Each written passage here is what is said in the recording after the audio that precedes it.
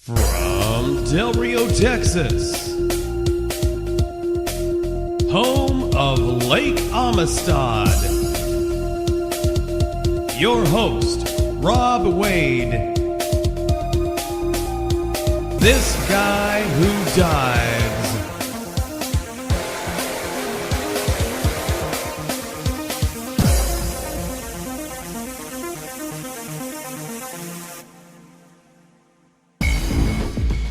This episode of This Guy Who Dives, recorded live 2 January 2016, episode 151. What's the difference?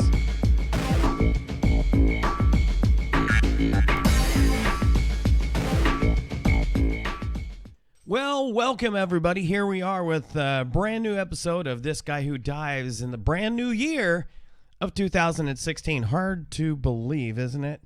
Seems like just a couple of days ago it was 2015, right? So hopefully everybody out there had a safe holiday season, Christmas, and pardon me, while one of our in-house four-legged friends here wants to join the show. Unfortunately, I've already got all the seats taken up in the back behind me. As you can see, sort of. Let me switch cameras so you can see what I'm talking about. Yeah, if you look behind me here, I've got 2 dogs back here. So I'm sitting on the edge of my seat once again. And, of course, Ronan had to be part of the show. So, you know, that's the funny thing about our dogs. Oh, that's great. It's a funny thing about our dogs. They definitely gravitate towards whoever the alpha is. In this case, as far as the humans in the house, that tends to be me. So even though there are plenty of places throughout our house that they can enjoy themselves, relax, etc., for some reason they want to gravitate toward me. So, and not just be in the same room, but we're talking about being in the same chair. So I have been trained by them to let them sit in the chair, and so they end up sitting, pushing me to the very edge of the chair. So it's at some point I'm gonna have to replace this chair because all of my weight has now, since we've had the chair, has been on the very front edge of it. So the stuffing is all crushed down and everything. So because I don't get to sit in the actual seat, main part of the seat very much. Thanks to our little fur kids. So at some point I'm gonna have to replace this chair. I really like it, but I'm gonna have to look at replacing it. So anyway, as I was saying, hopefully everybody made it back safely from their Christmas and New Year's adventures.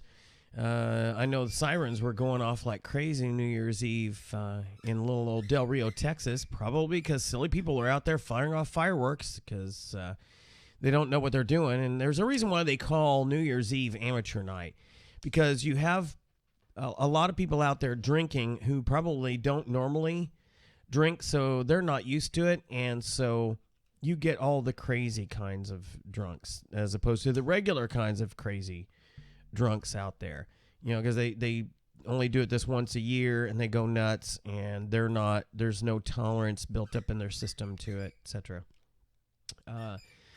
And then, of course, you got all the folks out there playing with fireworks who aren't supposed to, because it's illegal to fire them off in the city limits of Del Rio, and yet they do that anyway. And my microphone is getting pinged by my cord here. At some point I may want to get in-ears for doing the podcast, but for now I'll wear these. Anyway, we stayed in the area. Don't like to travel during the holidays, mostly because I don't really gravitate to family members, but it's just a lot of hassle, go through all the travel and battling other people who are traveling and the expense and the challenges and the potential danger, etc. Just don't need that. And I love our little fur kids, so I'd rather just hang around here. But we go over to a friend's house in the area, and so we had a really nice time. We had a party here, Christmas time, had a great time. Very packed house. This is not a very large house. So it's tough to entertain more than, another 4 or 5 people. But we had quite a few in Casa de Guade. So And we had a good time, but it's just, you have to accommodate really tight spaces to get around everything. It's funny, we watch there's a show one of the shows we watch on DIY or Home Garden Television, or one of the ones, I'm not sure which it is, that is called Tiny House Nation or something like that. And so they chronicle folks who have decided to downsize, or people looking to do their first home, and they decide, you know what, I don't need a big home, or I want to get away from really, really high house payments. So they look at getting really, really downsized houses. And what they're talking about, a tiny house, is a tiny house. We're talking 400 square feet or less, which is amazing to me. I mean, I think our house is 1,200 square feet, and there's just 2 of us and 5 dogs. And there are times that I feel that's too small. I would love to have a bigger studio area to do the podcast as well as other things here, and I just don't have the room to fit everything that I have in here. I've made a pretty efficient use of the space, but it is what it is. So you figure out how you can get as much free area while consolidating things that you can. And I've designed a number of the bits of furniture in here, mostly to be mobile, so I can roll things around as I need to. So with the exception of this desk and a testing machine desk that I have over in the corner, pretty much everything else is on wheels underneath the rack that has our sound effects and other processors, sound reinforcement for the podcast, as well as any studio recording that I do, is all on wheels, so I could disconnect it and roll it around. Bookshelves with all my dive materials and dive magazines, etc., is instructor manuals and everything is on rollers, can move out of the way. All of our file cabinets are on rollers. The server cabinet shelf unit is all on rollers, so it's either up off the floor completely in shelves, or it's on rolling capability. So part of that is out of necessity. In our part of town, the brilliant developers, and let this be a lesson to you folks out there, that when you're looking at buying or building a house, look at how water drainage is going to be. I cannot stress enough about that. We wanted to get away from pier and beam, which is where the house is basically all framework, it's beams across the floor, and those are built spanning piers, cement columns that hold the house up off the ground. There's not a full foundation, so it's literally walking on wood floors. We've lived in those kind of houses before, and there's just so much potential problem with those that when we were looking for our first house, one of our prerequisites was that it had to be a slab, a concrete slab. So our current house is on one. However, our backyard slants down towards the house from the alleyway. So what happens is when you have a lot of rains, like we had in 98, we had a flood. The rains came down so hard that the water was traveling down the backyard because it slanted towards the house. And the house was just about the lowest point other than the street ahead. So it slanted out past the house to the street. And so we actually had water come into the back room here, the studio. And so, which facilitated me looking at designing everything to be up off the floor and on rollers. So, in other words, the slab was not high enough off of the actual land. So when you look at a house, if you're looking at either building or buying, make sure that you're on a slab and that the slab is high enough at its shallowest point is high enough off the land that you are not in danger of water collecting there and coming into your house. That is a horrible situation to have to deal with. Let me tell you from experience. So anyway, So that's what's facilitated our design here. And I'm getting way into the weeds of how we are doing things here at Casa de Wade. But anyway, we look at some of these tiny houses on this show, and it's just amazing. If I thought I was efficient in how I look at designing things, these people who come up with these house plans and builds are amazing. Now I always wonder, like, well, okay, so how do they heat and cool it? Because they don't show you that part of it, how they heat and cool these houses. So they're small enough, again, with 400 square feet. They're basically a one room, typically with a second story loft kind of thing. Our shed is kind of designed that way. Not quite as tall, but it's a 12 by 24. And it has twin lofts in it. So we could actually do something similar with it. But it just amazes me how they fit all this stuff in there. Of course, they can't have anything really in the way of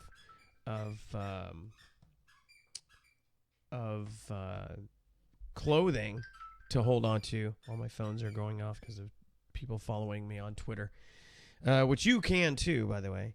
But so I'm just thankful for the space we have. But there are times when I wish we had more space, and so and we've toyed with the idea of buying or building a house to better fit our specific taste. But then when you look at the cost of it, but building a house these days is just so incredibly expensive, even with the prices having bottomed out and now are starting to come back up.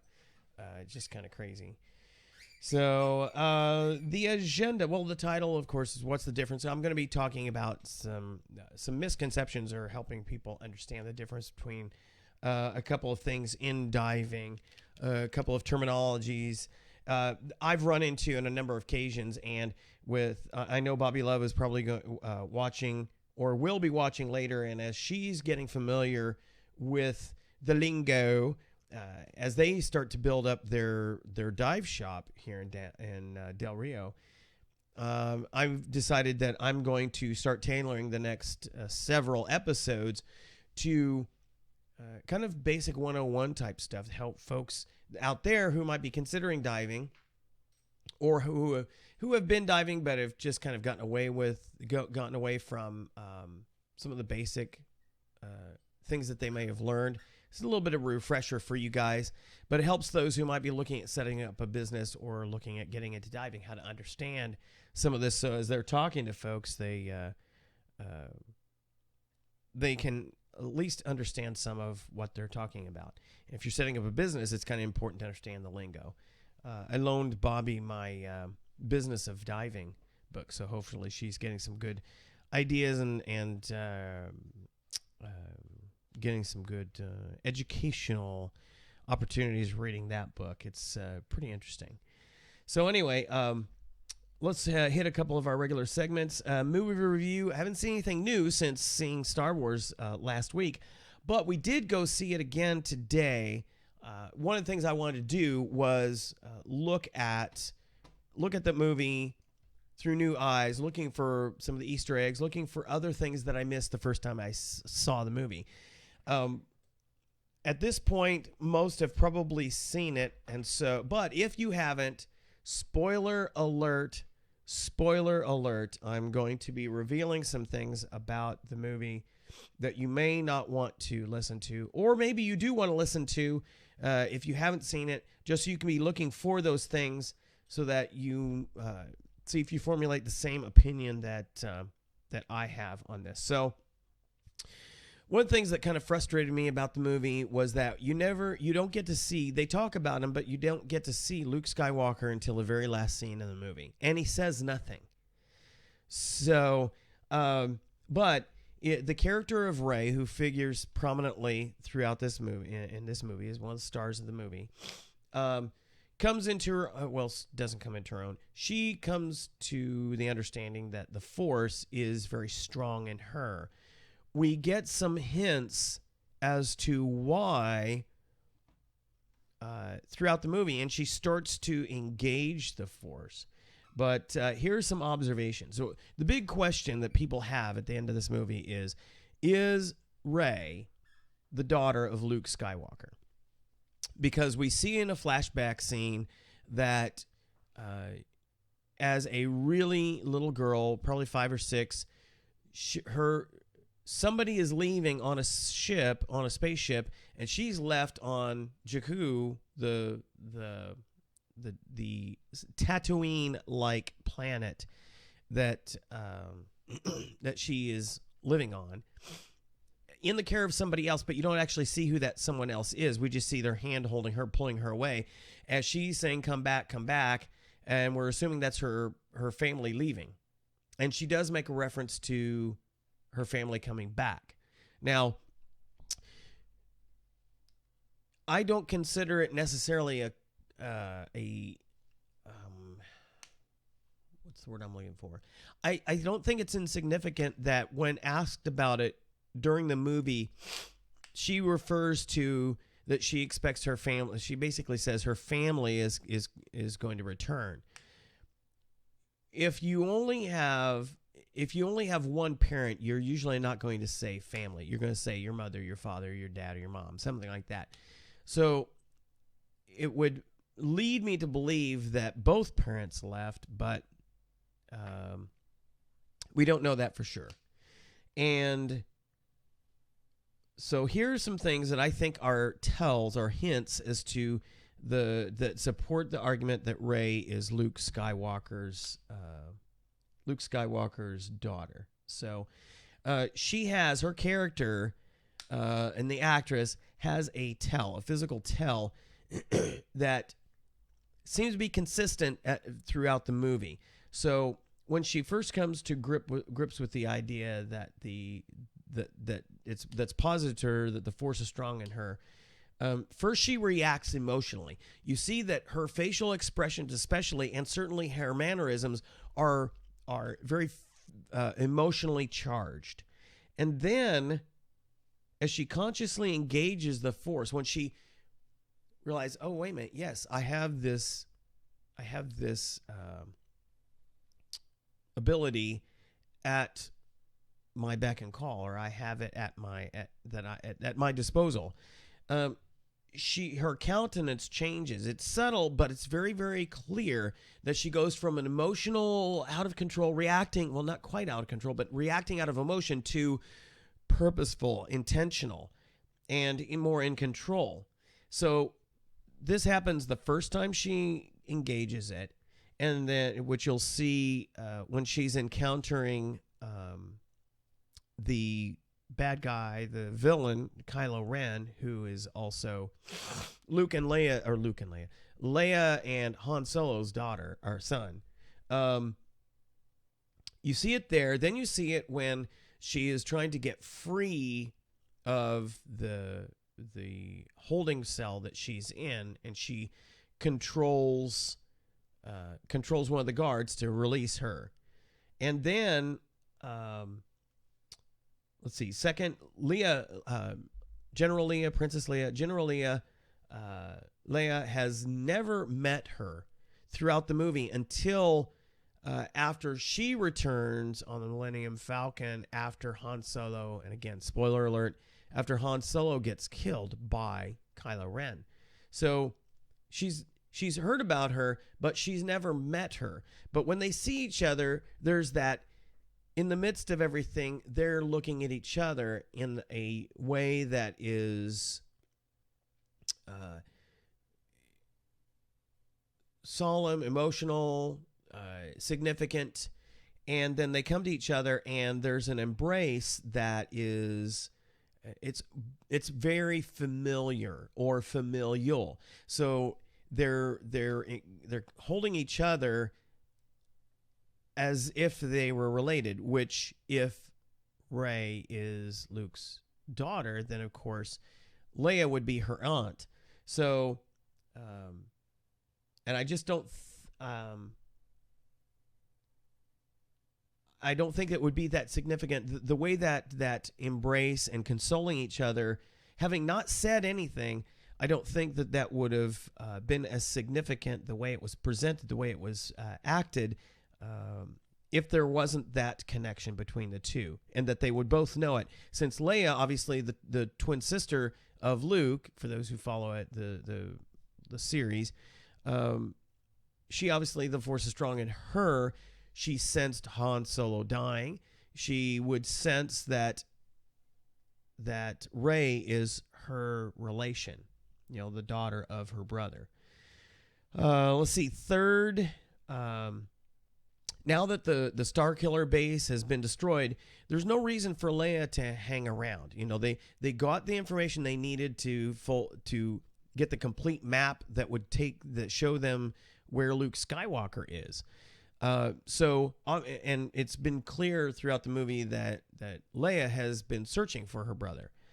So if there's no impending reason for her to stay behind, for Leia to stay behind, to run the operations of the Resistance for the time being, there's no reason why she wouldn't just hop on the Millennium Falcon with Chewbacca and R2-D2 to go to where her brother is. But no, who leaves with Chewbacca and R2-D2? It is Rey. So the only reason it makes sense for Rey to go and not Leia is if Leia understands it's more important that Rey go to see her father, who left her at a very young age, than for her herself to go find her brother. So I think that's significant. Because basically she'd be free to go search herself. So obviously this makes sense only if she knows that it's more important that Rey go find her father than Leia to see her brother. Fourth trigger for me is having never uttered these words any other time to anyone else during the movie. Leia tells Rey as she's getting ready to go to find her, what I believe to be her dad. Leia says, "May the Force be with you." It's never uttered anywhere else in the movie. And I think it's significant that she's saying that to her, knowing that the Force is strong in her, and that it's going to be kind of a moment when she comes upon Luke, who is her father. And then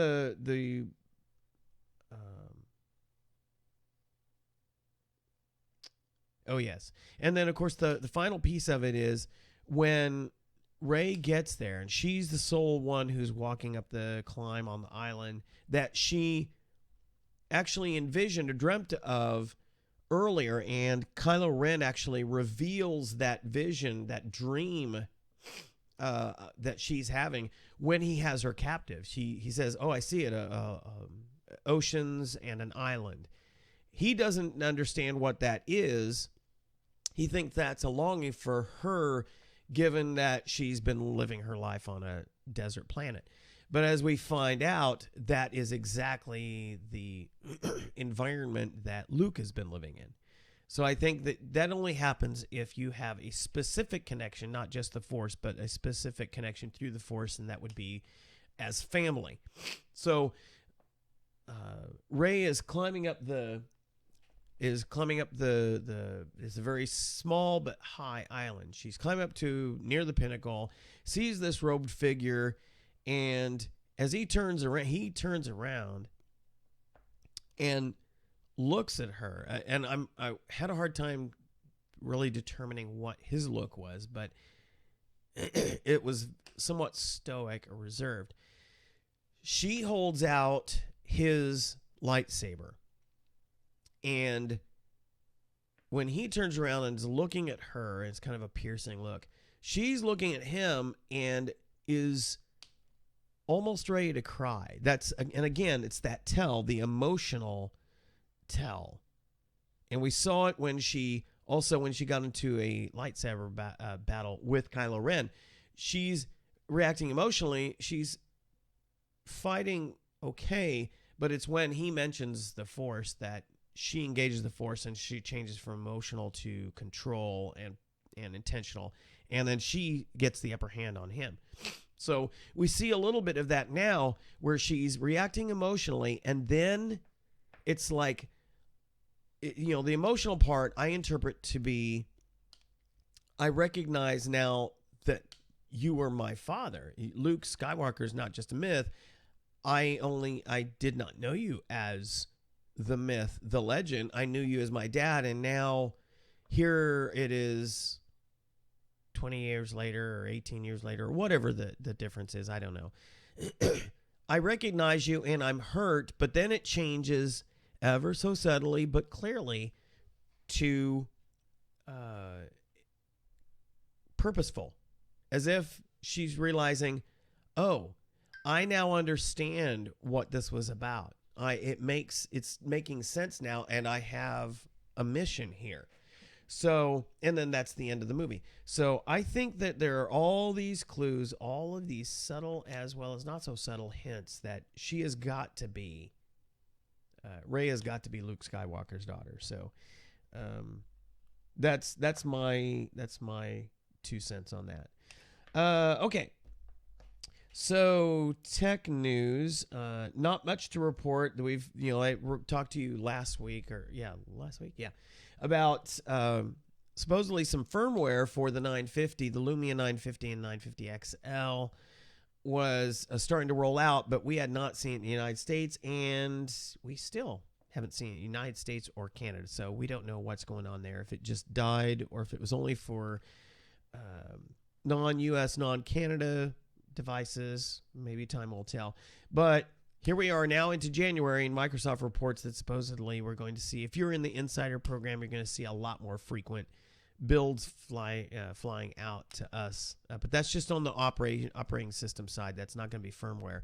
And I believe there are just tons of issues with this thing that are firmware. Well, it's hardware too, and software. But I think there's some things that, like with the camera, that are firmware related that need to be addressed. Certainly with the battery life, it's just horrible. So we'll just have to remains to be seen, as they say. So, all right, interesting bit. I'm gonna show you here if I can get that scene going. There was a diver off the coast of Japan that saw a giant squid hanging near the surface. So he grabbed his camera and he got in the water and he shot some amazing footage. So I'm going to show that. And this is courtesy of Reuters and I guess New York Times video. And this is, let me switch to the screen region. Here we go. Play it here.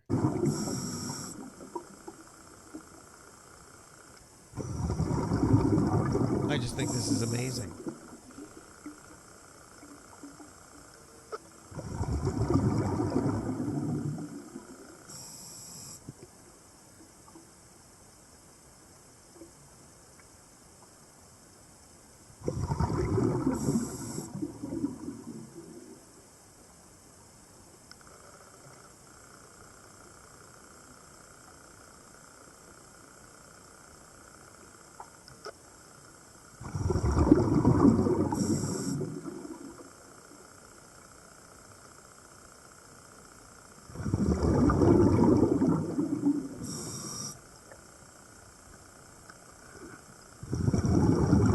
What amazes me is that this squid was kind of hanging there and not going anywhere. I mean, he said it seemed to be okay. It was active, but just wasn't reacting to the diver as being threatening. I mean, this is 12 feet. He said this is a 12-foot long giant squid. I'm thinking that's some serious calamari. That's some serious dinner there. I mean, look at that.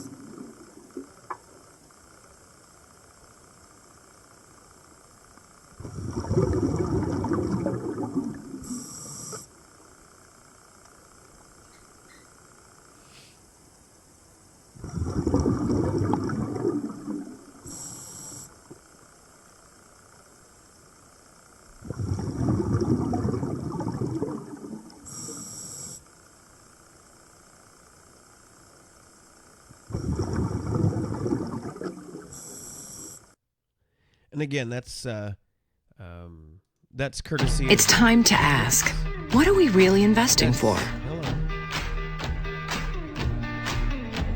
Wow, wouldn't let me kill it.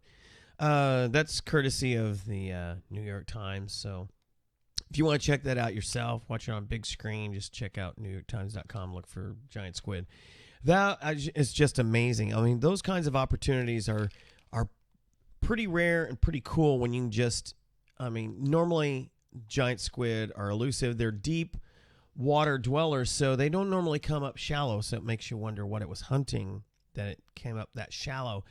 And then they normally will skedaddle if you are not their typical prey. If there's something they feel that they might be threatened by, they're gonna be checking out on you, or they may come back and hurt you, because I mean those things can they can kill you. But just amazing. He said just the surprise of it and the wonder of it overtook any fear he might have had, which for me, I would have been like, I was seriously been all over that with the camera if I could. But that was amazing footage. So, you know, kudos to the diver that pulled that off. That was pretty cool. So, all right. So, back to the topic at hand. What's the difference? I get a lot of folks that talk about, hey, you know, that they want to be a dive master, or they say they want to be a master diver, and usually they'll use the one term in place of the other. They'll say, yeah, I'm taking a bunch of specialties, become a dive master, and so I have to correct them that there's a difference. There's a difference in the terms dive master and master diver. A dive master, think of like a quartermaster or something like that. Somebody who has the knowledge and skill to control something, to control the dive. In the case of a dive master, I mean, now there's more to a dive master than that, but that's one of the functions. It's considered the first professional level of, at least in PADI, it's considered the first professional level. It's the first one where you can actually teach things. It's the first one that you end up paying fees for in order to get paid to do those kinds of things, to be continue that certification as an active dive master, and you would have to carry a certain amount of insurance, etc. So what I decided to do is to help you folks out that are kind of learning the ropes here, and share with you the difference, what that looks like, and the difference between a master diver and a dive master. So let me break up the slideshow here. Okay, so this is a chart description of the two paths. I like to refer to the educational paths in PADI to a vertical versus a horizontal. The vertical pathway takes you up through the various professional ranks to ultimately to a course director, whereas the horizontal one is you stop at a certain level, but then you're adding specialties that broaden your skill set. So if you look at the chart here, it's got, starting out, it's got the Bubble Maker, the PADI SEAL team, and Discover Scuba. Those three are kind of very, very basic, introducing you to what it's like to dive. For the Bubble Master and the PADI SEAL team, those are for younger kids than 10. Okay? And then the Discover Scuba is kind of across the board. It is a way for somebody who's never gone diving before to, in a controlled environment, typically a pool, be introduced to the basic skill sets, what it's like to get in the water, wear scuba gear, and breathe with it, with the idea that you can then make an informed decision as to whether or not you want to become a fully certified scuba diver. Now, once you go that route, you can then become a PADI scuba diver, which has a lot of restrictions on it, but you are considered a certified diver. It's just there's a lot of restrictions to it. Or what I consider the true first certification, which is an open water diver. This would be the first of the recreational scuba diving courses. That's the one where, as an open water diver, you can pretty much dive in any situation. You go to a place like go to the Keys, go to the Caribbean, whatever, and you want to sign up for a dive. They want to see your C card. That's the one that gets you really in the gate. Okay, so that's your basic start, is the open water diver. Now, you start to move vertically into the adventure diver, where basically you're focusing on a kind of a subset of advanced skills. I normally recommend folks don't just stop there. Go ahead and go to the next full-blown level of certification, which is the advanced open water. Now, with that, you have your more complex navigation and you have your deep dive. When you go sign up with a dive operation, and they're going to take you on a typical wreck, those are usually deep. If they're a man-made wreck, meaning that it was a ship sunk specifically to create an artificial reef, and for divers to enjoy, those are typically deep. Your accidental shipwrecks, your true shipwrecks, could be in any depth of water. Usually they're pretty shallow because that's what caused the wreck in the first place. But what you will find is most of those dive operations will want you to be at least an advanced open water diver to go on those, unless you want to pay for a dive master to go with you. Okay, so you get your open water diver, and then you could just stop right there. You could dive all over the world if you want to, just as that. But dive operations may place additional costs to help you out, to make sure you're safe if you're diving in environments that normally an advanced certification would be required for.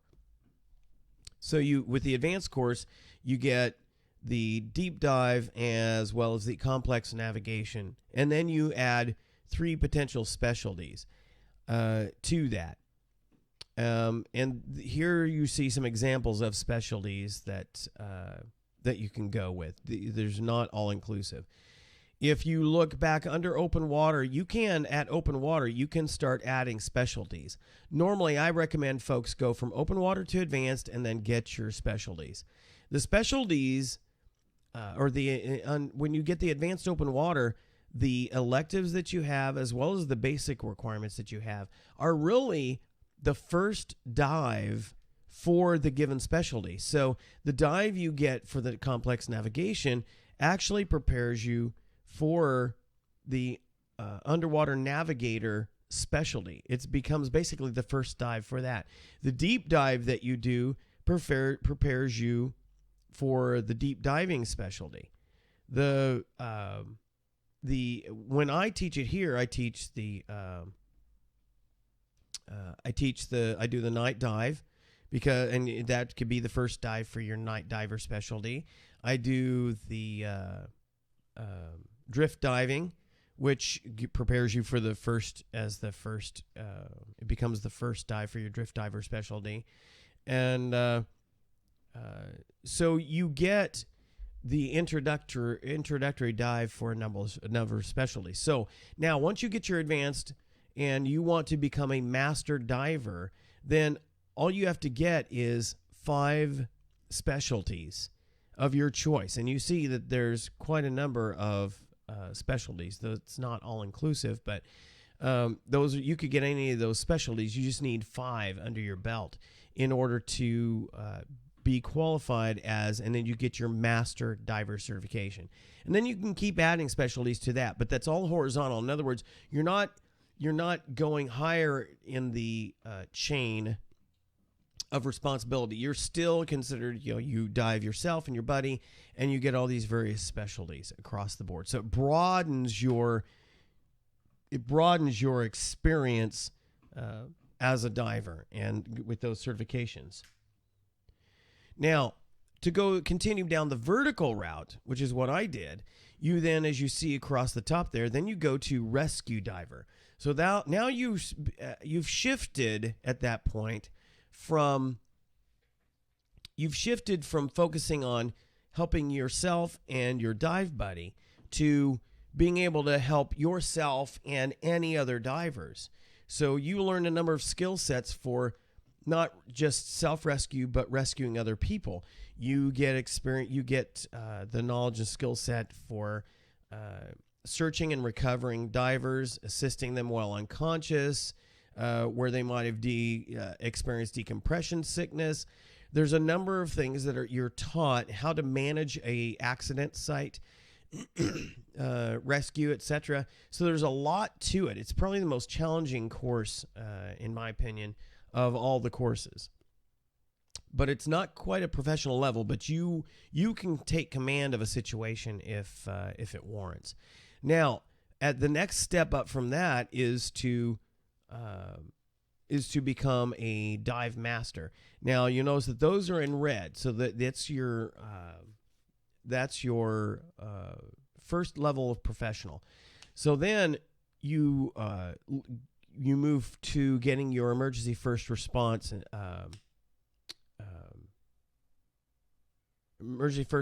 instructor at that point. So they encourage that with dive masters, and it's a requirement for assistant instructors and open water scuba instructors. So I have been through all of that up to the open water scuba instructor.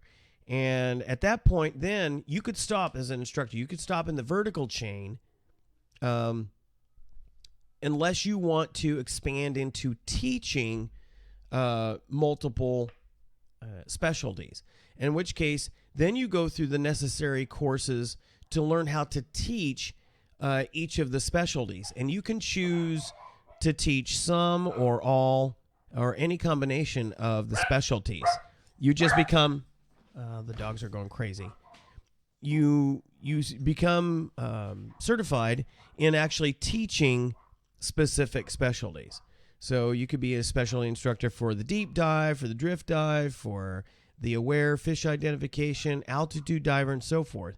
And those, you would get cards to be that certify you to be able to teach those courses and those courses alone. If you acquire the ability, similar to acquiring 5 specialties in order to become a master scuba diver, you can acquire the instructor certification for 5 specialties and become a master scuba diver instructor. So the MSDT. Right now, I'm a OWSI, open water scuba instructor. Had I decided to get certified to teach 5 or more specialties, I would be then classified as a master scuba diver instructor.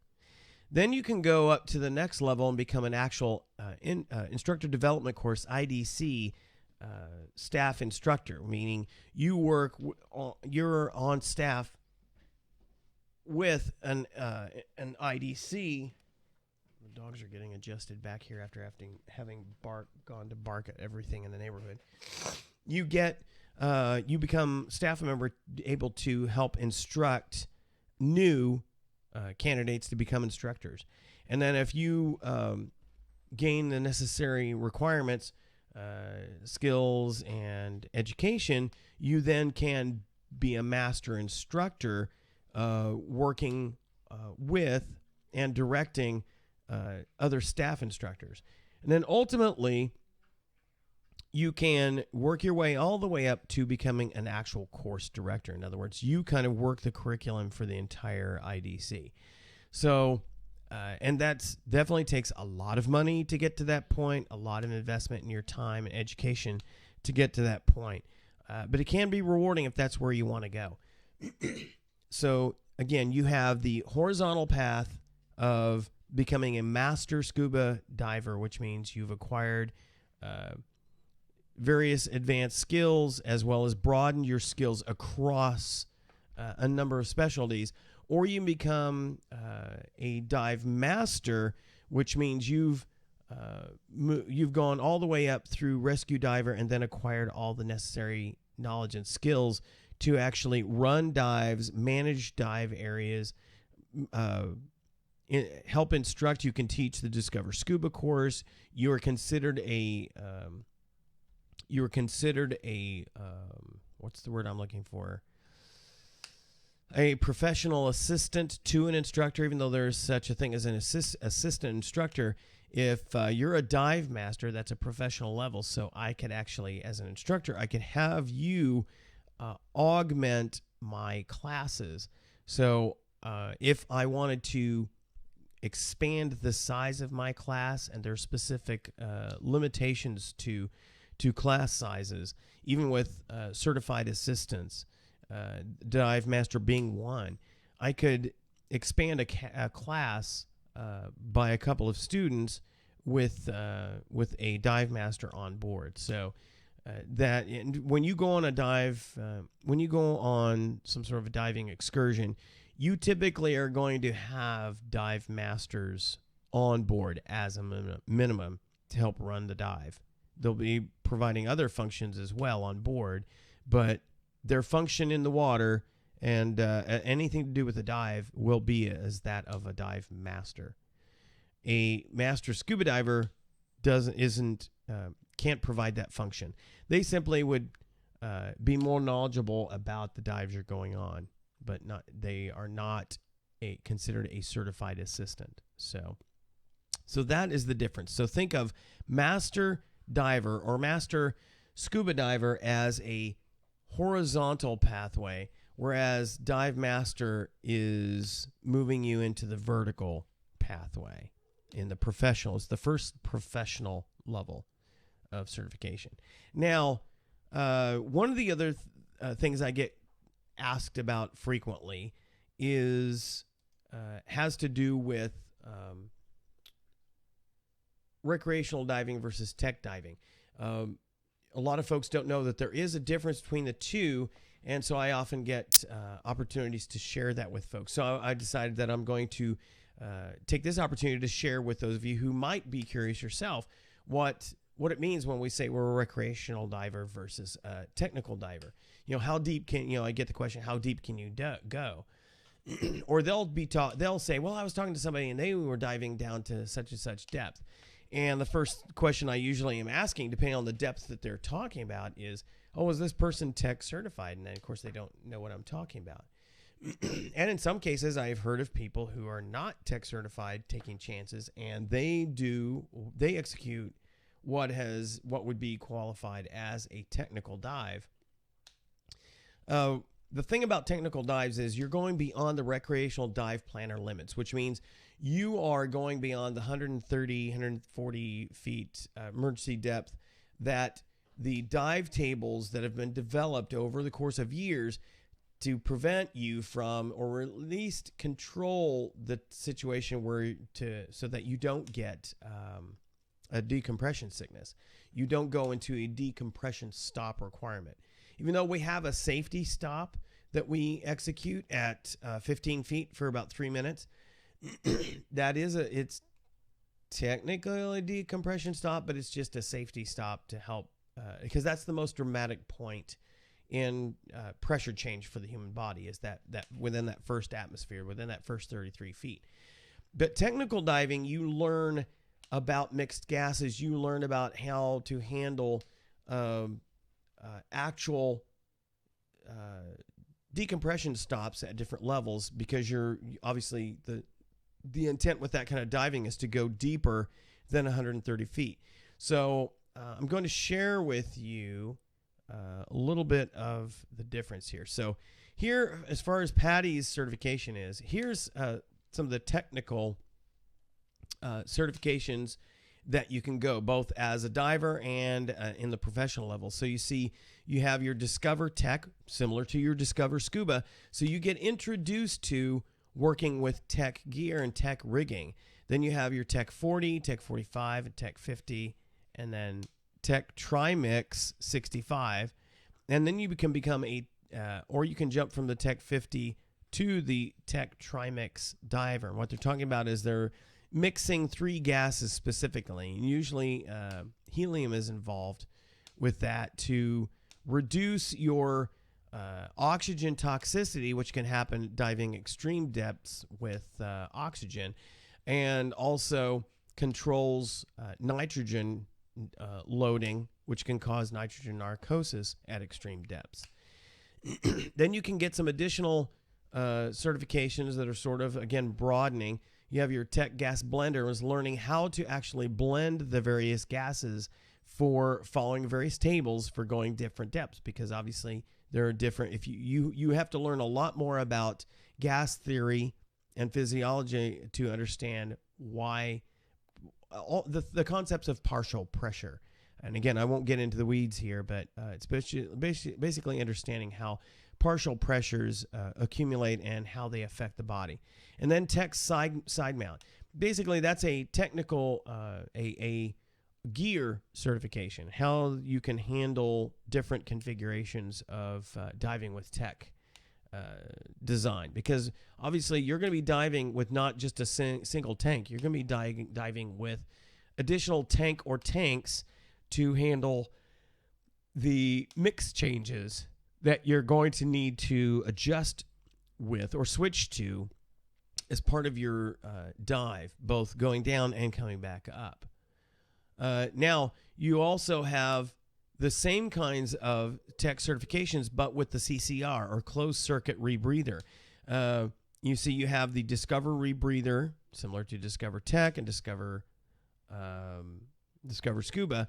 And then you get your Tec CCR qualifier, meaning you can qualify other people's, and then you can get the Tec CCR refresher. If it's been a while since you've been diving with Tec, with rebreathers, a refresher is handy because those can be dangerous. You're talking about literally recirculating the air that you breathe through a system designed to scrub the CO2 out and replenish you spent oxygen into the system. And because it's a closed system, there's no air, there are no bubbles. So it's a much quieter system, but it is a much more involved system. Now, early rebreathers required you to literally mix the gases as you go.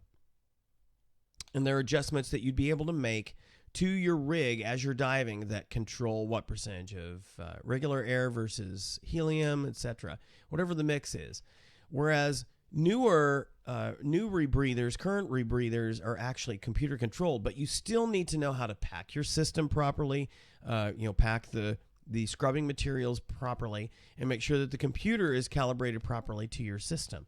So it can be is necessarily as involved as the older systems, because you got to make sure that you can trust the computer to do what you need it to do while you're on your dive.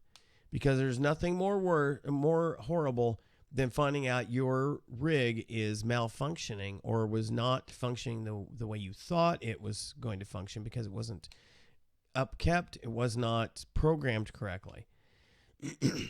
And then you see there's a kind of a circular certification path: rebreather diver, rebreather qualifier, rebreather refresher. Now, you can have a partially closed rebreather system, which you can't stay down as long because some of the air is going to be released out of the system. It's just that you have some of it that is recirculated. And then you see in the black areas there, you have the various instructor opportunities. So you start off as an open water scuba instructor, then you can become a Tec gas blender instructor, or you can become a master scuba dive trainer, and then you can jump into becoming a Tec instructor, Tec deep instructor, and Tec side mount instructor, and Tec trimix instructor. So in other words, you see there's a continued vertical path that you can go with each of those. So those are the differences between the recreational. Think of it this way: you're going to be going down the Tec path either as just a diver or instructor if you are going to be diving regularly deeper than 130 feet, and so you'd need to know how the tables are calculated for that, for decompression stops, and how the gear needs to be configured. Okay? Now, while Tec rigging is becoming more and more popular among the recreational dive crowd, it's still not that frequent that you will see somebody who is a recreational diver but running tech rigging. So for the time being, you can more readily tell the difference between somebody who is a tech diver versus a recreational diver, given a couple of obvious looks at the rigging. So I'm going to show you some examples here. So this is me with a typical or not so typical recreational dive rig. So I have my BC, I have my alternate regulator hung around my neck via a dive necklace. And you can't really see it where I'm standing, but I have a single tank behind me. And so over my left shoulder, or from the right where you're looking at it, you have the power inflator. I have my console connected there. I also would have my primary regulator, and then I am carrying some redundancy. I have my spare air, which has its own separate regulator. It's definitely a no-frills regulator. It's not an easy breathing regulator, but it's for bailing out. So if I need to, if something happens with my rig, I can, even from 130 feet, I can get to the surface with just that spare air. I could make it to the surface. I've practiced from 100 feet with that. So I know I can get, and I've had air to spare. So I know that as long as I keep my wits about me, if I had catastrophic failure and my dive buddy was nowhere to be found, which should never happen, but I can safely get to the surface with just that spare air. But that does not qualify me as a tech diver just because I have redundancy. What you'll typically see in a tech diver is something like this rig. So you'll see that they have their they may, if they're not running a rebreather type setup, they may be running two different mixes of air. So one would be the one for the shallower depths, and one would be for the deeper depths. And so they would switch from one tank to the other. And so each of those, they're side mounted. There'd be nothing on their back typically. They're side mounted, and there's a couple of reasons for that. One, so you have full control and visibility of what's going on between the two sets of regulators that are on those, as well as the pressure gauges. And then also, this affords you the ability to more easily get through confined areas, because a lot of tech divers are doing so, or have become tech divers because they're also very much into wreck diving or cave diving. And so cave diving, you don't want a bunch of stuff on your back that you can get hung up and not be able to get released very easily. Whereas a side mount system allows you to more easily move through wrecks and control what you're bumping up against. And if need be, you could disconnect those systems and push them through ahead of you in a very, very tight area. If you watch the movie, and I highly recommend this for divers or potential divers, if you watch the movie Sanctum, this will give you an idea of, they use rebreathers, but you see some of the ways they function. Also, the cave is similar. You see how they handle removing the tanks so they can push them through tight areas. And then you see he's got a dive line, usually used for cave diving, etc. Now you'll notice that he's wearing a dive necklace as well. That actually was something that was started with tech divers and has become more popular with recreational divers. I find that that's the easiest way to carry your alternate. So typically their primary is going to be hanging around there, and then they can switch off between the two systems. So just another way to kind of look at how this is typically configured. And again, there are probably as many different tech configurations as there are divers, but they all follow similar redundancy designs. So you'll see in this case the right tank regulators on a 5-foot hose tucked along the side of the tank, and then held secure with loop type retainers, and then the regulator itself is clipped to the chest D-ring when not used. So you see it's hard to see in that little picture. The pressure gauge is routed on a 9-inch hose, looped and tied to the tank neck for easy visibility. So all he has to do is look down and see it. He doesn't actually have to grab anything. Okay. Then the left tank the regulator's on a 26-inch hose routed behind the diver's neck and secured on the necklace. Okay. And then the SPG is routed on a 9-inch hose there, similar to the right tank, looped and tied to the tank neck for easy visibility. The low pressure inflator hose is routed on a 15-inch hose to the BC inflator.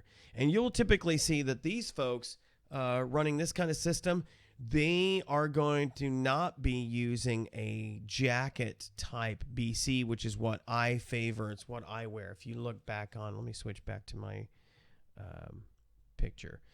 My BC is a jacket type, so it's the inflation works all the way around.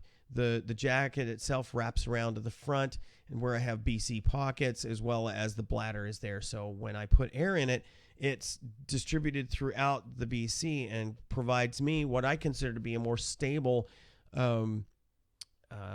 positioning on the surface. Whereas the typical rig that uses a backflate or a back inflation type system. As a matter of fact, let me see if I can find a good picture with that kind of a setup.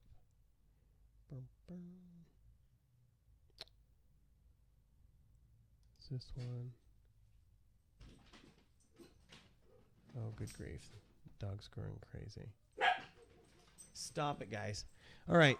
Let me switch to screen reach again. So this is what I talk about for the backflate type rig. It is attached to a harness, usually removable, and the bladder is entirely on the back. Now, you can still mount a single tank back there, but you typically don't in a tech rigging. This puts all the inflation on your back. Now, while this provides you a more stable diving position while prone, meaning you're face down, typical diving profile, I don't consider that a very stable way to float on the surface, because if all of your flotation is behind you, hey.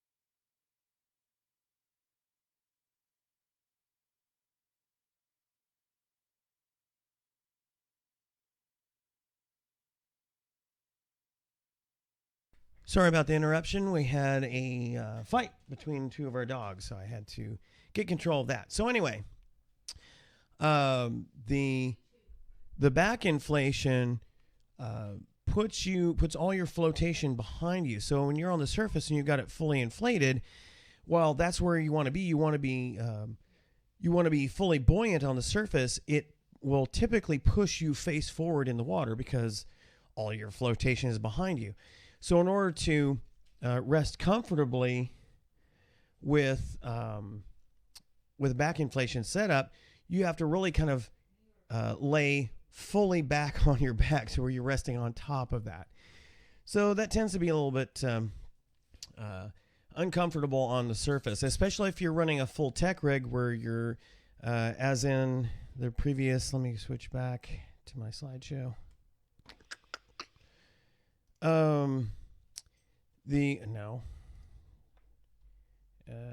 There we go.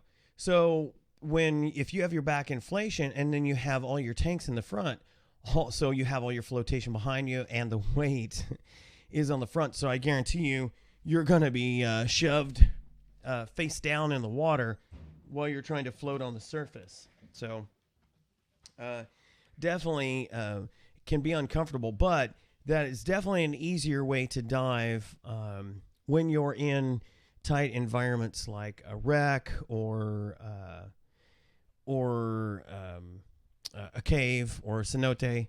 So that's the kind of rig you're going to be set up with. So that's the difference. So again, if you're going to be diving recreational diving, you're typically going to see this kind of a setup as opposed to this kind of a setup.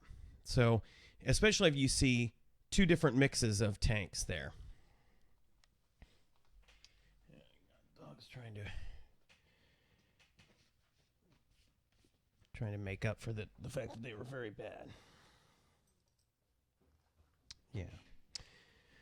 So anyway, hopefully that has helped you folks out. So again, Divemaster is someone. It's one word.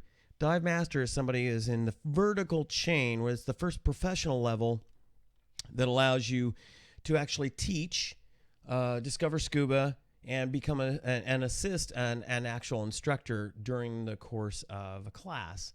Whereas a master diver, or more accurately, a master scuba diver, means that you have acquired some of the vertical, but you've mostly focused on the horizontal, where you've added specialties to your repertoire. You've broadened. It's the broad educational path as a scuba diver. So hopefully that's helped you out, as well as understanding a little bit more about the tech diving versus the recreational diving opportunities. So, all right, let's hit a little bit of administrivia as we finish up here. Next dive club meeting is planned for the 21st of January, 7 p.m. Rudy's Restaurant. Hopefully we'll see you there. And our dive classes for 2016 for this new year, May 26th through the 29th, June 23rd through the 26th, July 28th through the 31st, August 25th through the 28th, and September 22nd through the 25th. Now, if you want to be in any one of those classes, I need you to sign up no later than the first week of the month of the class. So, for instance, if you're wanting to be in the May 26th through 29th class, you need to sign up by the first week of May. Now, you can sign up as early as you want for a class. You could sign up in May for a class in September. That gives you tons of time to prepare for the class. And so the reason why I do that is so I can order the materials for you and get that to you in time to do the self-study, because you'll get a DVD, you'll get a workbook that you need to complete, and it follows the DVD. You'll complete that workbook. There's various questions and answers, or questions that you have to answer throughout there. And then we come together and we go over that material. There are knowledge reviews at the end of each of the chapters. Or each of the sections. There's 5 of those. And so you'll be taking quizzes. We'll go over what you learned, and then we'll take quizzes on each of those, and then a final exam before you get in the water and do all the actual in-water portions of it. So you can also go through Patty's e-learning site. That is a separate cost and a separate process, but basically allows you to take the class online. You have all of the student materials available to you via the website in perpetuity. That means forever. So you don't have to have a book carrying around. It's always up to date. So if they're updating materials, all you have to do is go online and get and access it to avail yourself of the latest information, the latest training opportunities there. But you pay for that separately. You produce the certificate, you bring that to instructor. Your instructor goes over that, and then you execute all the in-water portions of it. A Pet's Wish is still running, believe it or not. They really need your help. They need volunteers. They need supplies. They need donations. The best thing would be to give them money or time. The money so they can help pay for the vet bills that they have, as well as pay for all the supplies that they need and utilities, etc. But if you can volunteer your time, there's so much work to be done on a daily basis there, so they can definitely benefit from folks. So if you're in the Del Rio area, please consider going out and volunteering. If you want to keep in touch with us, you can follow our website. Just go to delriodiveclub.com, Or look us up on Facebook. Just look for Del Rio Dive Club. Hey, how easy is that?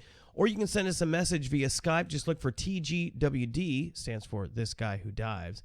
And, of course, if you'd like to send me an email, just right below, just send it to robert.wade@cetifox.net.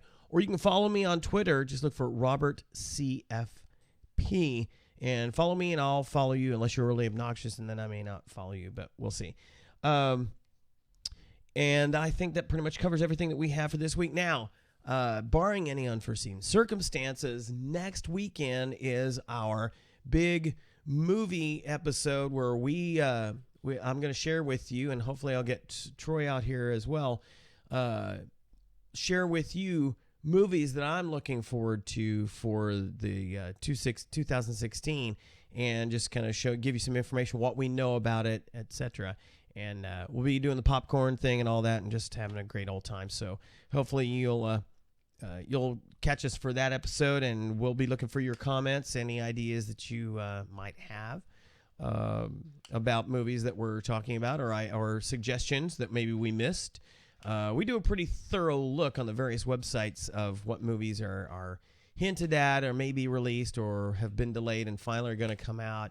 But there's always potential we might miss something. So you can certainly share that with us, and we will add that to our collective knowledge as we go forward. All right, that takes care of all of the things I had on the agenda this week. Again, I hope you guys had a fantastic Christmas holiday, as well as a safe New Year. Everybody made it back safe and sound. This will be a big travel weekend for folks if they were out of town for all of this. I know we do have some friends that are coming back from various parts across the country. So we wish all of you safe travels as you come back, and everybody goes back to school and back to work on Monday. How fun is that? So hopefully we'll see you next week, and until then, we welcome you to always visit our YouTube page, catch up on previous episodes. I put all the information on those on the description, so if there's specific things you'd like to see that we were talking about, you can always review that very easily. But until next week, we will see ya.